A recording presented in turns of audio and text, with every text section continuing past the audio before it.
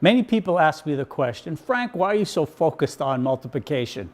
Well, in another video, I spoke about the need to multiply, particularly within contexts where you can't use traditional missionary approaches.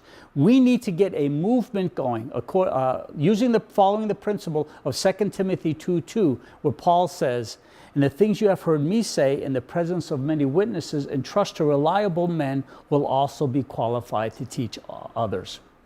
We need to have movements going on at all times. Now, let me ask you a few questions that I often ask when we do training.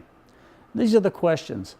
A Christian who is witnessing regularly and leading other people to Christ regularly versus one who isn't, who is a stronger Christian? A leader who is reproducing other leaders and multiplying leaders versus one who isn't, who's a stronger leader? In a church group, whether it's a church, a cell group, whatever kind of Christian community we're talking about, a Christian group that is starting other groups versus one who isn't, which is a stronger group?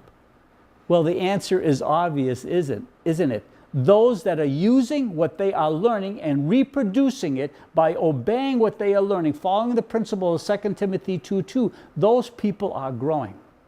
Now, I submit to you, a lot of people talk about we need discipleship movements, we need discipleship movements. Well, let me tell you this.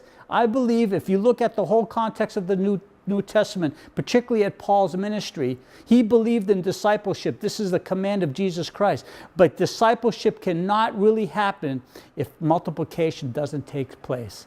Discipleship happens in the context of multiplication. As people learn, they pass on. That's why Paul, in a mere 30 years of his ministry, he can say, I have finished my church planting ministry within the entire Mediterranean region. That's why he was heading over to Spain.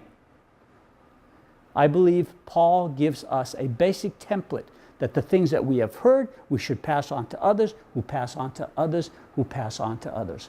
So do you want to get a discipleship movement going? Well, you need to do that within the context of reproduction, within the context of multiplication. It is not only good strategy to bring closure to the Great Commission, but it is also good discipleship. So we invite you, join the Jonathan Vision and multiply through discipleship.